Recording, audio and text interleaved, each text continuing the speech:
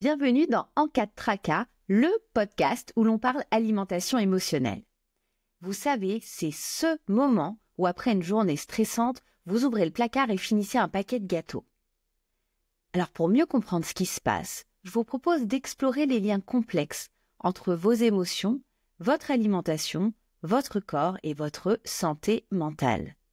Dans ce podcast, vous découvrirez des récits touchants, des outils pratiques, des discussions enrichissantes pour vous aider à tisser une relation sereine avec la nourriture et avec vous-même. Votre alimentation est un langage.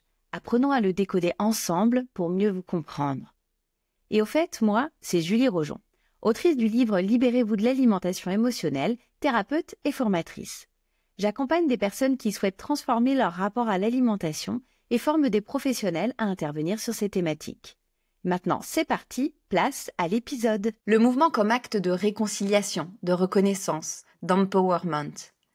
Il y a des corps qu'on sculpte, des corps qu'on admire, et puis il y a aussi des corps qu'on combat, des corps qu'on fuit, des corps qu'on maltraite. Mon invitée aujourd'hui connaît intimement ce tiraillement.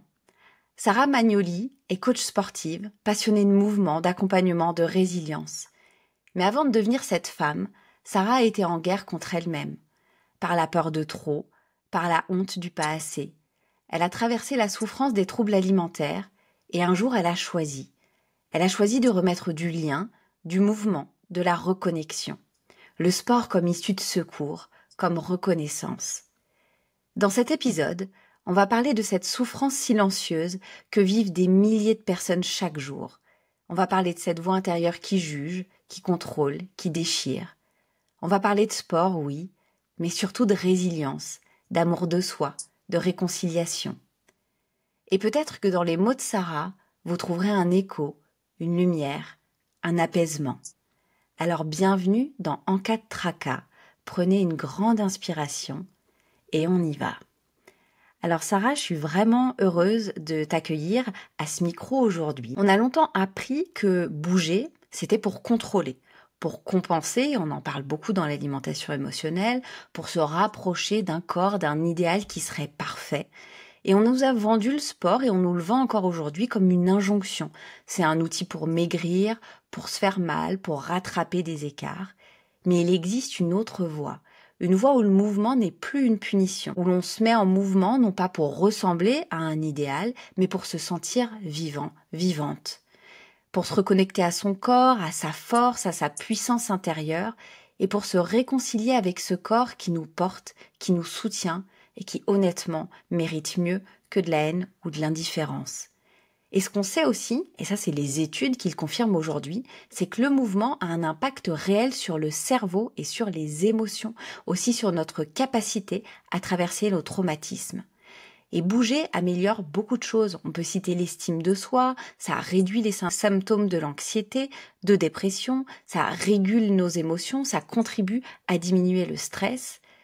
Et des recherches récentes montrent même que l'activité physique stimule la neurogénèse dans le cerveau, et ce qui favorise l'émergence de nouvelles connexions neuronales, ce qui peut diminuer l'anxiété, l'impact des souvenirs traumatiques comme je disais tout à l'heure, et le repli sur soi. Donc c'est pas seulement un acte pour le corps, c'est un soin pour l'esprit, une reconnexion profonde. Et c'est de cette voie-là dont on parle dans les suivis liés à l'alimentation émotionnelle, aux troubles alimentaires. Et finalement, c'est un vrai travail d'équilibriste, c'est assez compliqué parce que la frontière, elle est très mince entre le désir de contrôle et le fait de bouger pour soi, pour son bien-être et pour ce que j'appelais tout à l'heure sa puissance intérieure. Alors Sarah, pour ouvrir cette conversation, j'ai envie de te poser une question simple, mais qui dit beaucoup.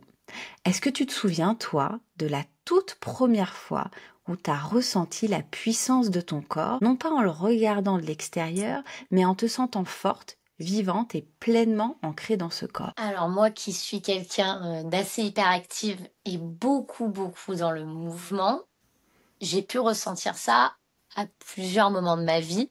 Après, de manière intuitive, la première intuition qui m'est venue, le premier souvenir, c'est vraiment, et je pense que d'ailleurs ça regroupe tout, parce que je fais énormément de choses de type sportif, mais il y a vraiment un endroit où je suis plus qu'un corps, au-delà d'un corps en fait, juste une énergie. Voilà, c'est ça. Je suis une énergie où il y a quelque chose de très fort et où je me sens plus dans un corps, mais beaucoup plus grand. Je sais pas si tu vois ce que je veux dire. C'est vraiment quand je danse. Mmh. Quand je danse, je me regarde pas dans un miroir, je regarde pas mes formes, je regarde pas mon corps, je ressens. Je suis vraiment dans un mouvement intérieur et c'est assez extraordinaire parce que ça vient vraiment libérer beaucoup de choses. Ça vient te reconnecter à ton essence intérieure.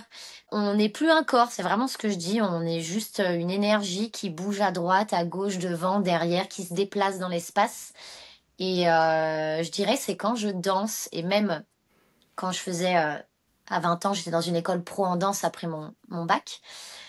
C'était vraiment des moments,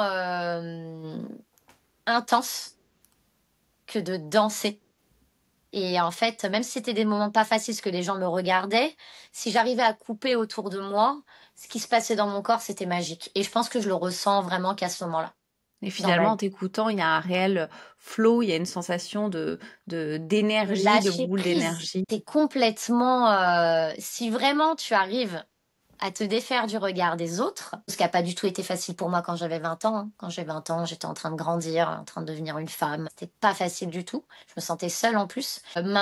C'était un peu compliqué. Par contre, aujourd'hui, j'ai repris la danse, tu vois, il y a une semaine, donc après 10 ans, C'est voire très 11 ans récent. d'arrêt. Et j'ai repris par une danse très sensuelle. Vraiment, je suis allée sur une danse qui est, on peut dire que c'est une danse m'as-tu vu, mais c'est une danse où on est vraiment connecté au côté animal primitif. Donc on est vraiment à l'intérieur de son corps. Et la sensualité, c'est interne, c'est de l'intérieur. Enfin, il y a vraiment quelque chose qui se passe à l'intérieur. Et là, je me suis sentie forte. Mais là, c'était incroyable. Sensation de dingue. C'était exceptionnel. Une reconfiance en soi. Quand on t'écoute, ça donne envie. Et en dehors de ces capsules où la danse t'anime et t'amène à un certain état de flow, quel est ton rapport au sport, au mouvement, à ton corps, puisque tu es coach sportive? Et si on élargit le rapport que tu as entretenu et que tu entretiens aujourd'hui avec l'alimentation? Je vais essayer de le faire de manière chronologique parce que je peux vite m'éparpiller. Donc, je vais essayer d'être carré et structuré. Donc, le sport, c'est clairement quelque chose, moi, je dois l'avouer, ça n'a pas été difficile, moi, le sport. Parce que ça a été ça a été un petit peu obligatoire. Dans le sens où je suis un enfant très dynamique. On va dire que je suis un enfant plus dynamique que la moyenne, de base. Donc, je dormais pas. J'avais besoin d'un sport quotidien ou du moins de bouger pour pouvoir canaliser, libérer l'énergie que j'avais en moi. Donc, le sport, c'est devenu vital, assez viscéral même, dans le sens où j'ai besoin de me défouler pour ensuite pouvoir bien dormir. Enfin, j'ai besoin d'un taux de sport et de mouvement dans ma journée. Finalement, c'est Et inné, c'est comme de manger pour toi. voilà, c'est un, comment on pourrait dire, pas une obligation, parce que j'aime pas ce mot-là. C'est très important et ça, c'est autant important que s'hydrater, autant important que manger, autant important que dormir, les trois piliers les plus importants pour moi. Le sport, c'est vraiment psychologiquement, corporellement parlant, mentalement parlant, énergétiquement parlant aussi, très important pour moi. Après, on le comprend surtout quand on a 30 ans. Après, il y a un chemin de vie qui est passé par là. Mais depuis que je suis enfant, j'ai fait tout plein de sports. Mais je pense que c'était aussi pour cacher ou libérer une certaine solitude.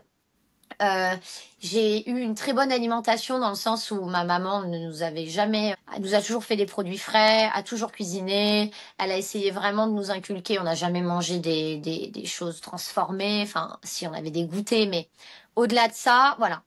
Par contre, je m'en souviens, à partir de la primaire, collège, j'étais un peu enrobée. J'étais un peu en surpoids par rapport à ma courbe. Bon, après, c'est ce qu'ils le disent, eux, par rapport à leur courbe. Moi, je le pensais pas et je le pense toujours pas aujourd'hui, mais je sentais qu'il y avait une carapace autour de moi pour me protéger des autres en fonction de mon chemin de vie de mon enfance. Et je sais qu'en fait, la première chose que je faisais quand je rentrais de l'école, c'est que je sautais dans le placard pour manger. C'est-à-dire que voilà, même là, mais sur le moment, on le sait pas, on est une enfant, on comprend pas que c'est pas forcément ok, mais qu'il y a quelque chose de très émotionnel vu que c'est compulsif. Donc, je continuais de faire du sport, mais j'ai quand même commencé à manger des choses de manière compulsive et j'arrivais pas à ne pas le faire. Et à partir de ce moment-là, c'est que Voilà, j'arrivais Il pas. s'est joué quelque chose. Il s'est joué quelque chose et là où ça a pris beaucoup d'ampleur, c'est vraiment et j'ai toujours continué à faire du sport. À ce moment-là, je pense que des fois peut-être un peu moins, mais en tout cas, dans mon enfance jusqu'à mes 12 ans, 13 ans, je faisais beaucoup de sport et ensuite, bon, dans le côté familial, je ne dirais pas des prénoms, qui, quoi, mais il y a un carcan, il y a quelque chose de sociétal, il y a des conditionnements qui fait que tu entends des choses qui t'impactent.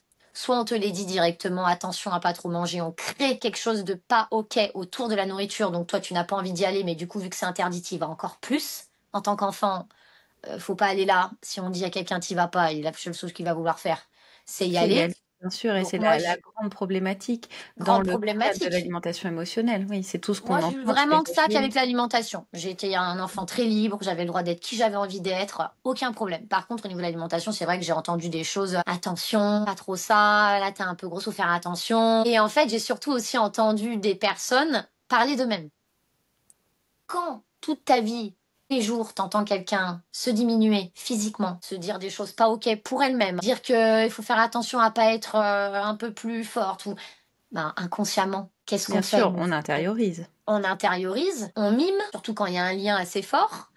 On le prend pour soi inconsciemment, c'est indirect. Et du coup, enfin, on reproduit ou on met une alerte. Une alerte. Et c'est vrai que j'ai senti que c'était pas OK pour moi. Il y avait quelque chose de pas OK avec du recul, hein. Sur le moment, je le savais pas trop. Et là où ça a pris de l'ampleur, c'est quand je suis partie. Moi, je suis partie très tôt de chez mes parents.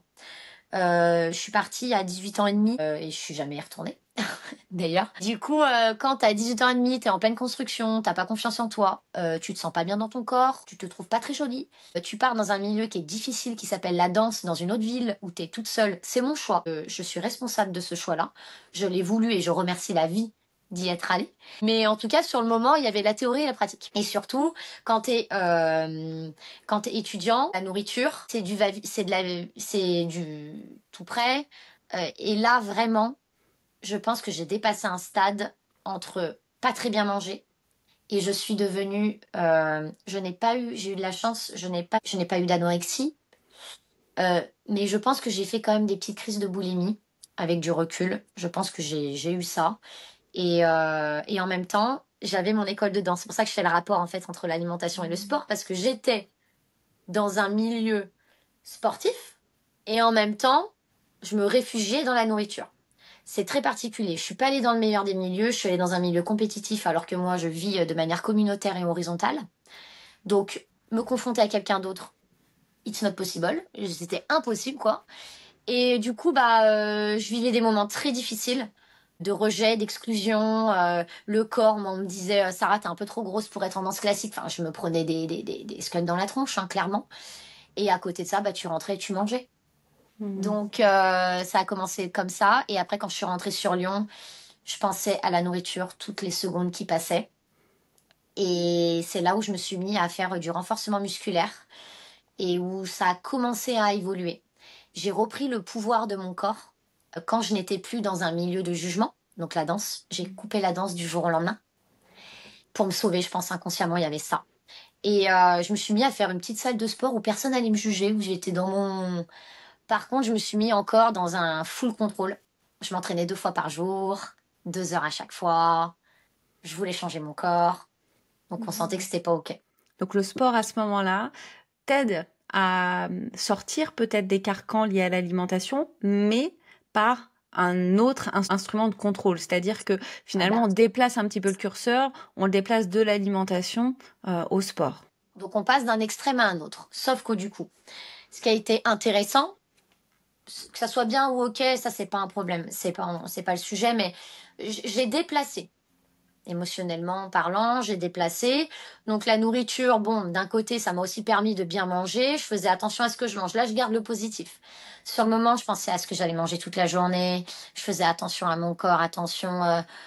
J'avais des kilos qui étaient complètement émotionnels. C'est vraiment un truc, je le voyais, je commençais à le ressentir. À partir de 20 ans, donc je me suis mis à faire du sport de manière extrême. J'avais besoin de me prouver des choses. J'étais seule, je vivais toute seule dans un appartement. J'étais rentrée sur Lyon, j'étais solo, clairement. Je revenais de faire un travail que j'aimais pas. Ma vie venait d'exploser. Enfin, voilà quoi. Et la nourriture, c'est là où j'ai eu le pic où ça allait pas et après ça a commencé à redescendre de 20 à 25 ans. J'ai commencé à mettre des choses en place pour essayer de me détacher de ça, remplir ma vie d'autres choses. J'ai commencé à devenir coach sportif, j'ai fait mes études de coach. Je suis toujours dans un lien au sport, toujours dans un lien au corps, mais vraiment dans un lien d'esprit parce que j'ai commencé des thérapies déjà très jeune. Moi, je ne peux pas vous expliquer comment, mais à 20 ans, j'ai fait mon premier soin énergétique. Je sais pas, je remercie la vie d'avoir eu l'intuition, mais du coup, j'étais déjà dans un travail de cheminement intérieur. C'est ça où je voulais en venir. Ouais. Je sais pas, là, je me suis un peu éparpillée, je crois. C'est assez clair ce que tu dis, c'est que finalement, il y a un mal-être qui est là, qui arrive parce que il y a peut-être un sentiment d'exclusion, enfant, à l'école primaire, au collège, qui se traduit par peut-être un poids qui serait plus élevé que la norme. En tout cas, c'est à ce moment-là ce qu'on te dit. Il y a aussi des remarques de l'extérieur. Tu regardes vivre tes proches qui vivent différemment, en tout cas qui colportent des croyances sur le corps, sur peut-être le corps de la femme, ce qu'elle devrait ou pas manger. Tout ça s'imprègne Oui. à l'intérieur de toi. Et avec un terreau qui est une estime de soi qui est assez basse, ce qui est commun dans l'alimentation émotionnelle, eh bien tu vas à 18 ans et demi, assez jeune, dans une école de danse, dans un milieu très compétitif où il y a beaucoup de comparaisons. Et on sait à quel point la comparaison, et aujourd'hui on en parle beaucoup avec les réseaux sociaux, eh bien peut augmenter ou déclencher des troubles alimentaires. Et bien là, il y a un mal-être important qui se fait ressentir, une compensation avec l'alimentation qui naît et qui est finalement presque étouffée quand tu vas en salle de sport, faire beaucoup de renfort, en faire de façon, comme tu le dis, excessive. Il y a quand même une restriction cognitive qui est là, puisque tu penses tout le temps à ce que tu vas manger, ce que tu n'aurais pas dû manger, ce que tu vas Ouais, il y manger. a une culpabilité, ouais. Ouais, et j'imagine que c'est permanent, mais c'est temporisé avec un hyper contrôle lié au sport qui te permet justement de retrouver du sens dans ta vie, de t'impliquer dans des études qui vont t'intéresser pour devenir coach Me sportif sentir forte. et te sentir forte, te sentir bien, peut-être avoir une meilleure confiance en toi qui passe aussi peut-être par la puissance dont je parlais tout à l'heure, la puissance physique que tu peux Ah ressentir bah, je en faisais accédant au sport. Ah bah, je faisais 10 kilos de plus qu'aujourd'hui, 10 kilos de masse musculaire. Mais aujourd'hui, quand on en rigole avec mes amis qui me connaissaient à cette époque-là, les gens me respectaient énormément en fait. Et aussi, il y a ça aussi qu'il faut dire, c'est que quand tu es une femme dans le milieu du sport, et ça peut parler, c'est pas facile. De toute façon, quand tu es une femme tout court, de manière générale, tu dois faire tes preuves un peu plus. C'est comme ça, on vit avec, c'est pas une excuse du coup. Moi, j'y suis allée, j'ai voulu faire mes preuves un peu plus, donc je m'entraînais 2 fois plus que les garçons. Voilà, j'avais besoin aussi de qu'on me respecte, alors que bon, c'est bête, mais quand t'as 20 ans, et j'avais beaucoup de chance, parce que j'avais un très bon entourage amical, surtout dans le milieu du sport. Et du coup, bah, ils m'ont accompagnée, ils m'ont respectée. Et aujourd'hui, je pense que à Lyon, dans le domaine du sport, en termes de coaching, je connais beaucoup de gens et on s'apprécie beaucoup, mais c'est que j'avais vraiment besoin de montrer que j'avais de la force et que j'étais en place. Je fais 1,55 m moi. Je suis toute petite, hein. Je suis un mini bout. Donc déjà, pour vivre, inconsciemment, j'ai toujours eu besoin de prendre un peu plus d'espace.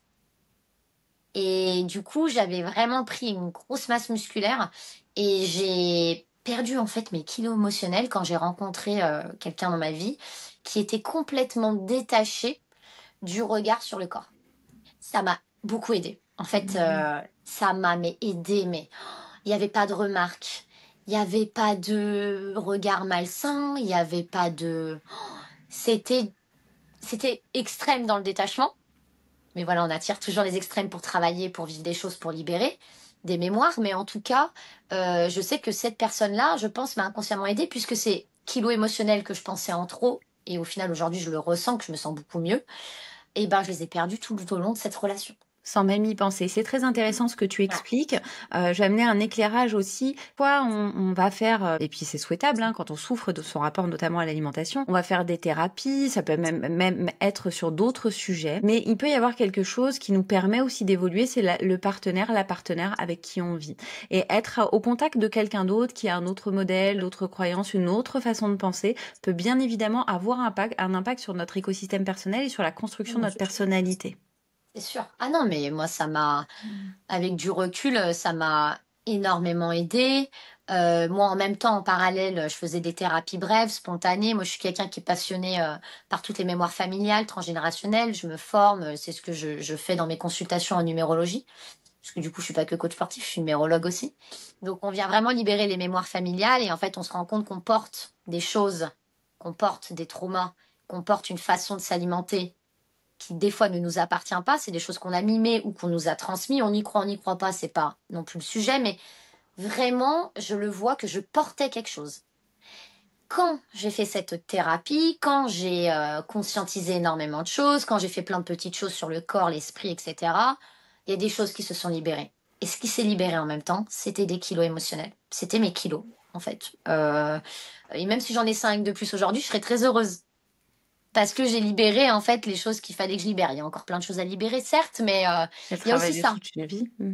Oh oui, j'adore, je suis passionnée. En plus, c'est un bonheur. Moi, c'est une vraie aventure, hein. Je le vis bien, plutôt bien. Je suis OK là-dessus, sur l'introspection, mais que quand elle s'amène à moi, en tout cas. Mais voilà, juste pour te dire que voilà, il y a eu l'entourage affectif qui vient te changer ton regard, ta posture, ta vision. Tu déconstruis absolument tout parce que t'es plus dans ton milieu familial.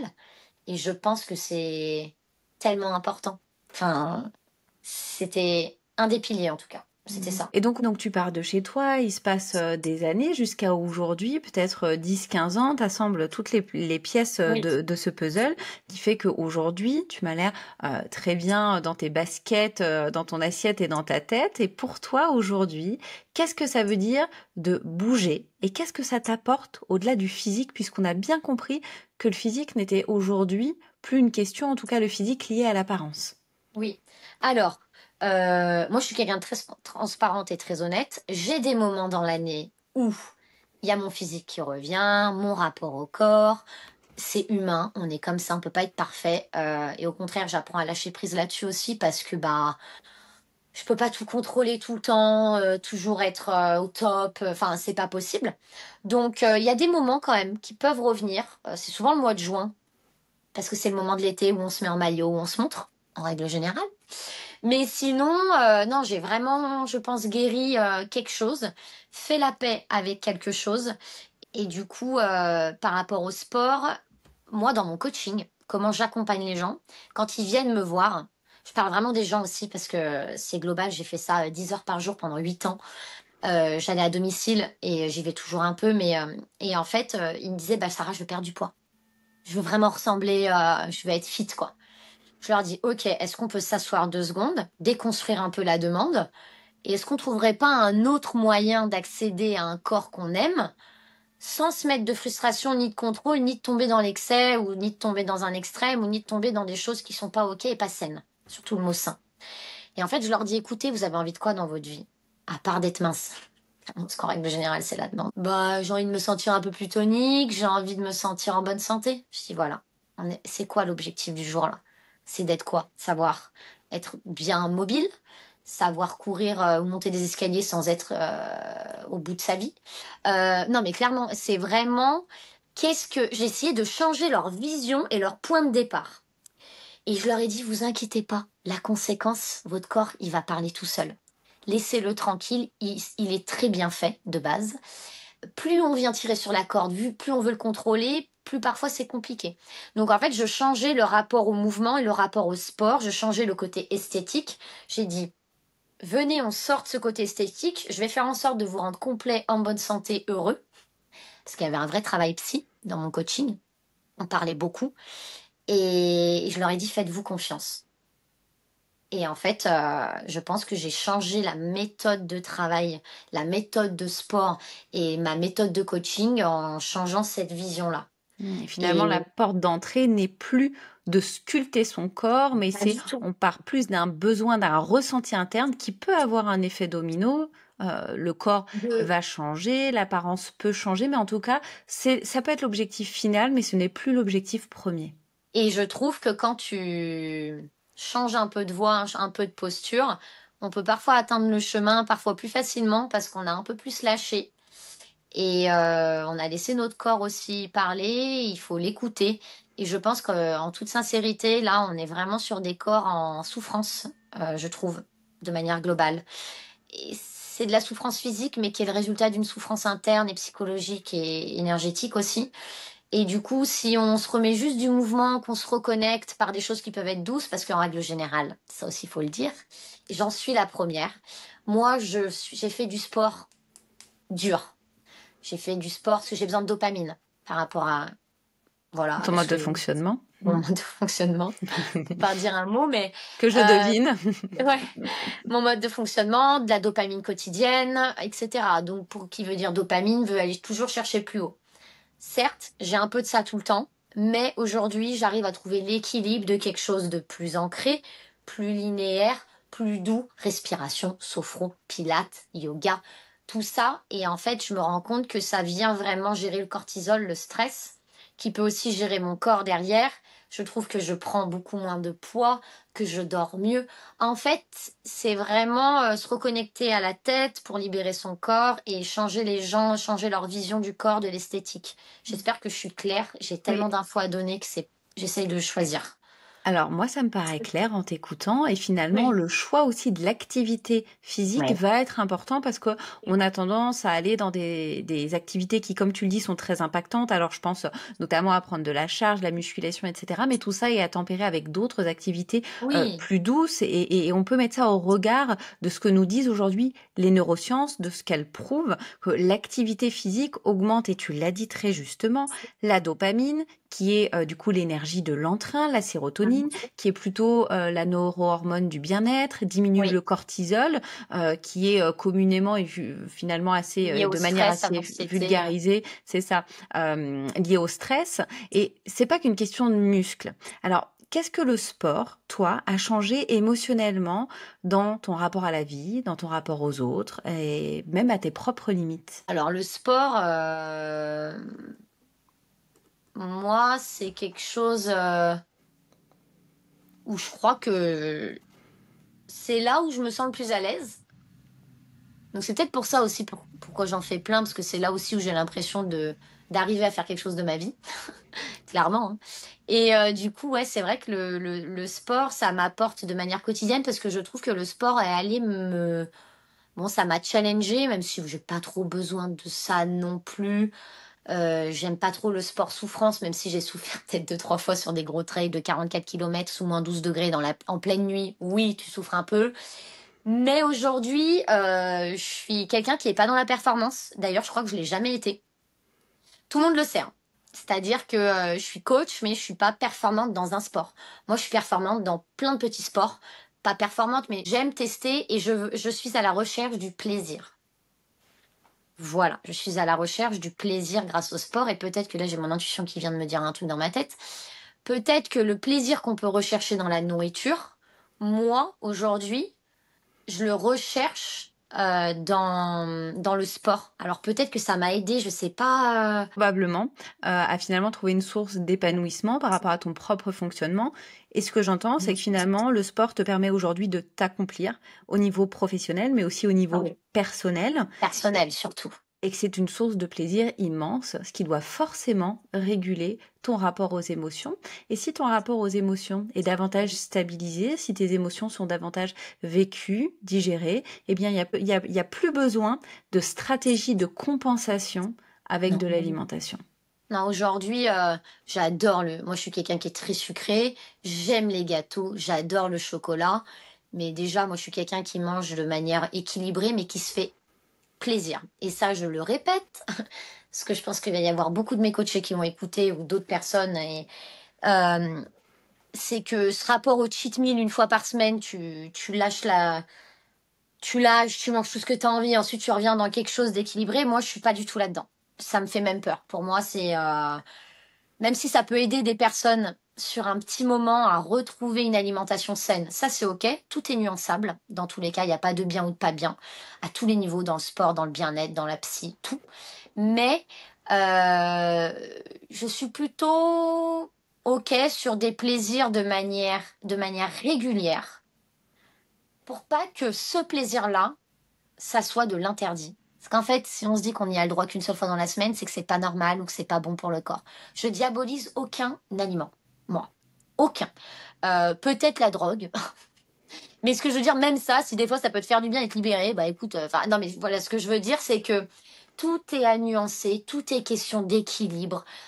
Plus on part dans les extrêmes, plus les émotions vont être dans les extrêmes, plus notre corps va aller chercher les extrêmes, et c'est difficile à vivre au quotidien, niveau émotionnel et physique. Bien sûr. Donc, faites-vous plaisir de manière régulière, et vous verrez qu'en plus, plus on se fait plaisir, des fois moins on en a envie. Puisqu'on casse le côté inaccessible. On rend le côté accessible. Et voilà. Et on n'est plus finalement dans ce contrôle important où je vais, pendant tant de repas, tant de jours, faire mon renforcement musculaire, manger parfaitement avec ce que j'estime être parfait. Et puis après, je lâche les chevaux et je me fais cette histoire de cheat meal, hein, dont on parlait beaucoup il y a 10-15 ans. Peut-être qu'on en parle encore aujourd'hui. Euh, Et finalement, c'est un peu les montagnes russes, là où l'activité physique et l'alimentation, en tout cas ce vers quoi on souhaite se diriger, c'est du plaisir chaque jour, sans avoir besoin de tomber dans des excès. Et les excès arrivent puisque il y a de la frustration, il y a trop de contrôle en amont, et à un moment donné, on est obligé de lâcher les vannes puisque c'est la cocotte minute Ouais, qui explose. ça pète, et en plus, ouais, c'est accessible la nourriture. On a de la chance aujourd'hui, c'est accessible la nourriture là où on vit, mais moi, ce que je recherche dans mes accompagnements, dans ma propre vie, parce que je suis la première à expérimenter, tout ce que je propose, je l'ai vécu. Je pars de ce principe-là pour ressentir encore plus à quel moment, voilà, les choses se passent et tout. Et l'objectif, c'est la paix intérieure, c'est la sérénité. Quand on a des montagnes russes quotidiennes, c'est compliqué. Et la nourriture, clairement, a un impact sur nos émotions, hormonalement parlant. Et puis les femmes, c'est un truc de dingue. Donc, c'est pour ça que s'infliger, je vais utiliser ce mot-là, s'infliger un énorme cheat meal une fois par semaine où tu lâches tout et que tu te dis qu'à côté, faut surtout pas Faire un pas de côté. un pas de côté, un pas de travers. Voilà, sinon, non, moi je proposerais plutôt de se faire plaisir de temps en temps, et je l'ai remarqué moi depuis que je fais ça, donc ça fait 10 ans. Mon corps m'a dit merci. Je stocke beaucoup moins. Alors pourtant j'ai 30 ans.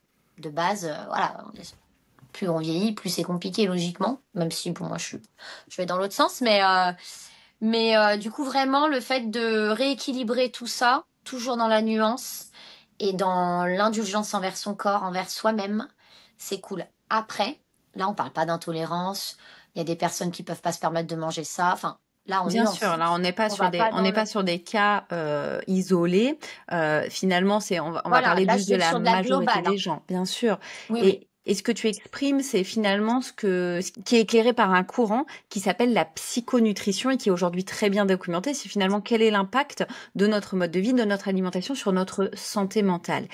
Et dans une société qui associe encore trop le sport à la performance et au corps parfait, ce que j'ai cru comprendre, c'est que finalement, tu accompagnes des personnes à se sentir des injonctions en trouvant de la nuance, en trouvant un mouvement libre qui va être respectueux de leur corps, et c'est finalement tout un chemin de réappropriation de leur corps et de leur vie.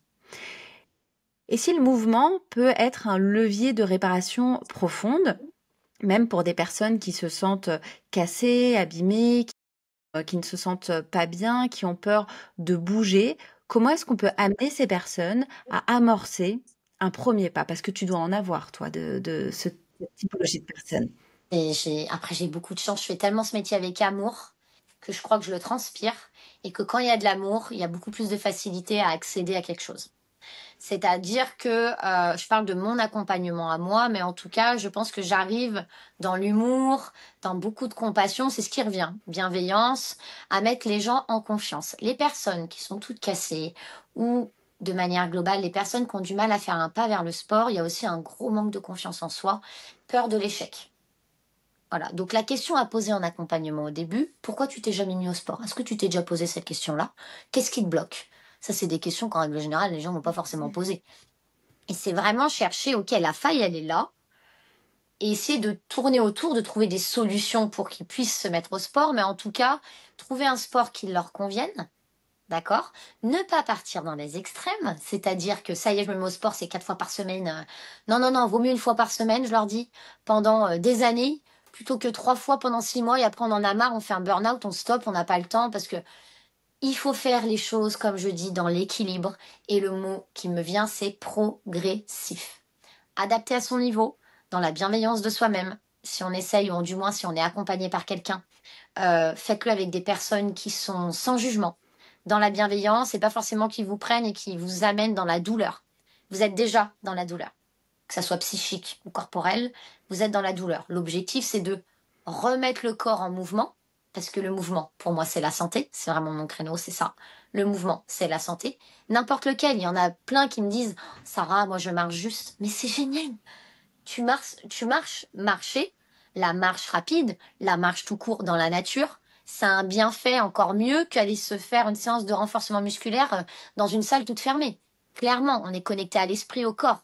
Enfin, ce que je veux dire, c'est qu'il faut être indulgent envers sa pratique. Et souvent, on me dit, non, mais je vais pas faire juste 20 minutes. Mais je leur dis, mais vous vous rendez pas compte que 20 minutes plus 20 minutes plus 20 minutes, c'est tellement mieux que 0 minute. Donc, on s'en fout de faire peu. Le but, c'est de faire. Et être dans l'être pendant qu'on fait. Ça, c'est autre chose.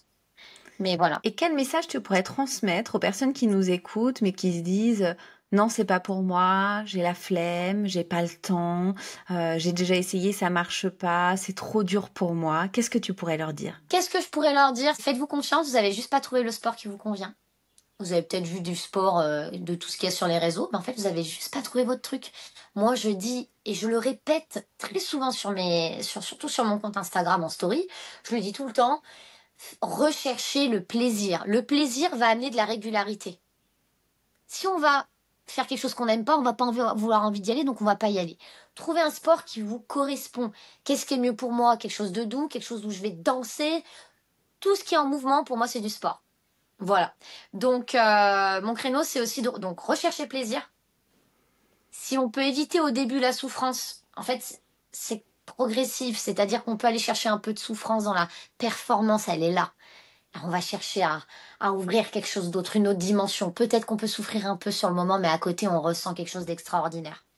Mais au début, en tout cas pour les personnes qui ont la flemme, qui ont du mal à s'y mettre, trouvez quelqu'un qui vous donne envie, ou trouvez un sport qui vous donne envie. Essayez un petit peu. Si vous n'avez pas le temps, moi je suis pas du genre à dire c'est une excuse. C'est pas vrai, il y a des personnes, je pense, qui ont pas forcément peut-être le temps en fonction de leur mode de vie. Et moi, je suis quelqu'un de très, je suis pas dans le jugement. Donc, je peux l'entendre. Par contre, il y a des méthodes. Ça peut être juste 10 minutes le matin, 10 minutes le soir.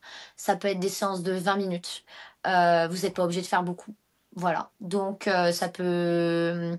Si vous avez un bébé, par exemple un bébé qui vient de naître, eh ben, vous pouvez mettre votre petit téléphone, mettre une petite séance. Le bébé est sur le sol, en mode éveil. Vous pouvez faire un petit peu d'abdos en jouant un peu avec lui. Enfin, je pense qu'il y a des solutions. Des fois, on les connaît pas, on n'ose pas. Mais hésitez pas peut-être à trouver quelque chose qui vous correspond dès le début. Finalement, c'est le plaisir, Plaisir. l'adaptation et la Plaisir théorie sans des petits pas. souffrance. Ouais, les petits pas. À moi, je trouve que il y a des personnes qui me disent ouais, moi je fais pas de sport, par contre ils marchent 20 km par jour au boulot. Bah excusez-moi, mais vous êtes moins sédentaire que des personnes qui sont assises toute la journée, qui font 1 heure de sport le soir parfois. Juste relativiser, revoir sa vie. Si on a mal aux articulations, si on sent qu'on a le souffle coupé, si on sent qu'on va pas bien, ne pas hésiter à demander de l'aide. Ça, c'est la plus belle chose, c'est demander de l'aide. Utiliser l'autre. Et finalement, on a souvent recours aux thérapies pour prendre soin de notre santé mentale, mais notre santé mentale, elle passe aussi par le bien-être de notre corps et pourquoi pas faire appel à un coach sportif, à quelqu'un qui va être formé sur cette question de l'activité physique plutôt que d'aller voir un thérapeute ou en tout cas peut-être en alternance avec la santé mentale, ça peut être une belle alchimie. Ça peut être une belle alchimie et encore, vu que je vais même aller un peu plus loin parce que vu que mon métier, il est vraiment dans la vraie vie, c'est-à-dire que je fais du one-to-one, on est vraiment connecté à la personne, on va chez elle, on lui parle, c'est vraiment pas digital. Je pense qu'il faut regarder aussi qui est la personne. C'est-à-dire qu'il y a des personnes, oui, on lui conseillerait peut-être coaching, sport, parce qu'elle n'est pas dans son corps. Le sport va lui permettre de remettre son âme, son esprit dans son corps, de s'ancrer dans le sol, de retrouver son corps, de se reconnecter à son corps, comment il fonctionne. Ça peut être après une grossesse, ça peut être après une maladie, ça peut être après un cancer. Moi, j'ai accompagné tout ça, alcoolisme, cancer, grossesse. J'ai vraiment pu accompagner tout ça. Et le sport, oui, ça peut vers des personnes qui sont pas dans le corps et en même temps, du coup, tout ce qui est thérapie, psy, tout ce qui est thérapie holistique, parce que moi je suis très open sur tout ça, tout ce qui est PNL, EFT, EMDR, tout ça, hypnose. Ça peut être aussi pour des personnes qui sont déjà dans leur corps. Moi, par exemple, ça peut être pour des personnes comme moi. Moi, le corps, j'y suis tous les jours. Je le ressens, je suis dedans, et du coup, c'est pour ça que moi, j'avais besoin plutôt d'aller sur des thérapies mentales. Donc, le sport, ça peut être en fonction, ou ça peut être aussi jouer avec les deux. Je fais les deux. Le sport, thérapie sportive, thérapie mentale. Et c'est Voilà. finalement en fonction de son tempérament, de ce dont on a besoin. Et la première catégorie de personnes que tu décris, le sport peut permettre de se reconnecter à soi et de se reconnecter à ce qu'on appelle l'interoception. C'est tous les ressentis internes qui sont liés d'ailleurs aux émotions, à la sensation de rassasiement, de satiété, de faim. Et puis, quand tu parles de s'ancrer, alors en thérapie cognitive et comportementale, le fait de s'ancrer permet aussi d'être dans le présent et d'éviter d'avoir des pensées automatiques qui sont de l'ordre de la rumination sur le passé ou par exemple des anticipations anxieuses sur le futur. Le sport permet d'être dans l'ici et le maintenant. S'il y avait une croyance, Sarah, sur le sport ou sur le corps que tu pouvais éradiquer pour toujours, ce serait laquelle ? Laquelle, et j'ai tellement de personnes qui m'écrivent en ce moment en plus là-dessus, qui me le confirment. Le sport n'est pas obligé d'être dans la douleur ou se faire mal pour se faire du bien. On n'est pas obligé ça peut, hein, mais non. Je dirais que la douleur n'est pas forcément obligatoire dans le sport. Et moi qui suis, entre autres, au-delà de coach sportif, je suis aussi instructrice pilates. J'ai reconverti, je pense, des dizaines et des dizaines de femmes à un sport en douceur. Et elles me disent c'est incroyable au niveau des sensations, du corps, de tout. Donc la douleur n'est pas obligatoire dans le sport. Pour se faire du bien, on n'est pas obligé de souffrir. Non, parce que je trouve qu'on souffre déjà beaucoup et qu'on vit dans un monde de fous. C'est déjà pas facile, déjà au quotidien. Donc si en plus on se rajoute quelque chose dans le corps qui nous fait du mal, alors que déjà peut-être qu'il souffre et qui crie à l'aide, qui somatise, qui l'intériorise, je suis pas sûre que ce soit la bonne voie. On va pas dans la bonne direction. On a besoin de lui faire un câlin, je pense. Voilà.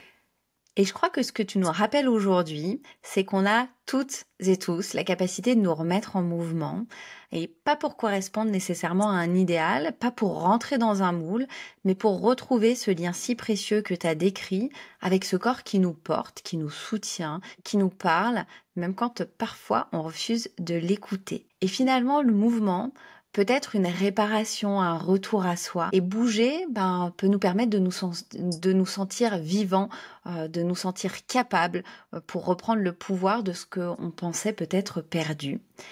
Et parfois, tu le disais très bien, c'est pas grand-chose, c'est pas courir un marathon, c'est faire un pas après l'autre, c'est danser un peu, c'est respirer, et c'est juste remettre du mouvement là où tout était figé hier. Alors si cet épisode a planté une graine, même minuscule, si vous avez eu envie, en écoutant Sarah, de bouger autrement, de regarder votre corps autrement, eh bien c'est déjà beaucoup. Alors Sarah, merci pour ta présence dans cet épisode d'En-cas de tracas.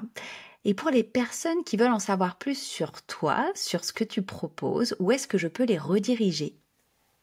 Sur mon Instagram, il y a beaucoup de choses qui se passent là-bas. C'est Sarah Magnoli Coaching et il y a toutes les nouveautés qui vont sortir, les projets, mes consultations en numérologie, mes accompagnements sportifs. Super, je mettrai les notes, les liens dans les notes de l'épisode. Et pour vous qui nous écoutez, si cet échange vous a touché, si vous pensez qu'il peut résonner pour quelqu'un de votre entourage, eh bien n'hésitez pas à le partager parce que c'est comme ça qu'on s'aime, qu'on tisse et qu'on fait bouger les lignes. En tout cas, je vous dis à très bientôt dans un épisode... Je me reprends.